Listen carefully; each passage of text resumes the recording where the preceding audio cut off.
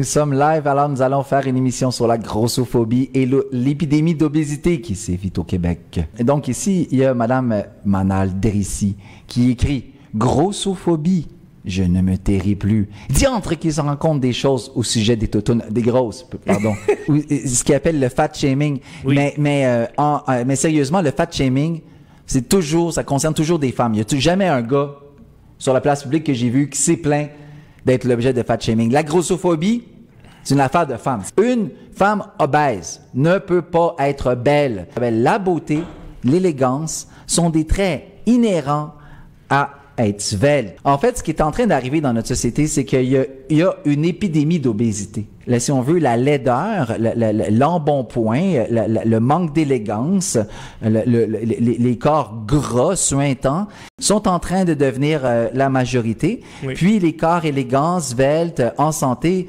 sont en train de devenir, si on veut, minoritaires. Et ça crée comme l'équivalent d'une nouvelle norme, si on veut, en termes de standards. C'est en train de devenir une espèce de parade de la fierté grosse. Croyez-moi, les femmes, là, tous les gars le savent, seulement ceux qui sont pas honnêtes vont vous dire le contraire. Nous préférons tous des femmes minces. Il n'y a pas personne qui aime des toutounes au niveau de l'attirance sexuelle. Soyez mince, soyez le plus mince possible lorsqu'on... Les gens sont dégoûtés par l'obésité. C'est quelque chose qui répugne.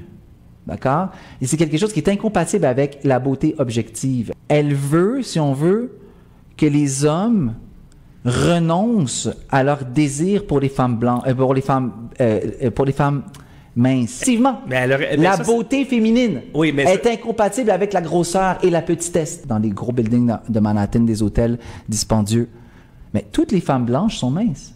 Quand je dis toutes, là, 95%. Puis quand je dis mince, je dis pas du tout de gras sur le ventre. Parce que t'es allé. Ouais. Tu l'as vu de tes yeux vus. Donc, tu vas rentrer dans les restaurants à Manhattan ou dans les terrasses à Manhattan, toutes les femmes blanches sont minces. Donc, qu'est-ce qui arrive, c'est que l'épidémie d'obésité chez les femmes blanches, c'est un phénomène qui touche les sous-classes. Et ça crée, si on veut, une espèce de détresse sexuelle chez l'homme blanc qui, oublie pas, l'homme désire une femme mince. Si tu vois un homme pogné avec une grosse, une toutoune, c'est parce qu'il est pogné avec, il n'y a pas le choix. C'est morbide. Ça inspire le dégoût. Et là, ça, c'est photoshopé. Elle est toute maquillée, puis là, tu vois pas. Ça, c'est tout gluant, tout sointant. Chez les sous-classes blanches, il y a une épidémie d'obésité. Et là, ça pourrait expliquer que des hommes, par exemple, à fin trentaine, début quarantaine, se disent, coudonc, elle est devenue grosse. Donc, je vais me divorcer. Puis, je vais retourner, si on veut, sur le marché des relations sexuelles et là, trouver une femme mince. L'homme, dans les sous-classes blanches, vit dans des conditions de détresse sexuelle. Puis, ça va créer aussi une détresse, si on veut, une solitude pour les femmes qui vont frapper la quarantaine, puis qui vont s'être laissées aller, par exemple, à devenir grosses. C'est une épidémie d'obésité chez les sous-classes, si bien que normalement, pour 10 hommes, tu aurais 10 femmes, mais là, non. Là, il y en a, par exemple, 4 qui sont grosses. Donc, qui sont peu désirables. Des articles comme celui de Manal Drissi, puis tout ça, et qui veulent normaliser, si on veut, l'obésité, eh bien, ça, c'est quasiment une tactique à la limite pour dire, ben voyez-vous, les femmes minces, vous pouvez devenir grosses, on peut aller manger de la crème glacée ensemble, on va s'empiffrer la face, ça dérange pas, on va créer une nouvelle norme, si on veut, où les femmes ne sont pas... C'est une norme qui va être complètement différente de la norme de beauté dans la classe blanche élite, où là, les femmes ont toutes les jambes bien fermes, puis l'estomac bien plat.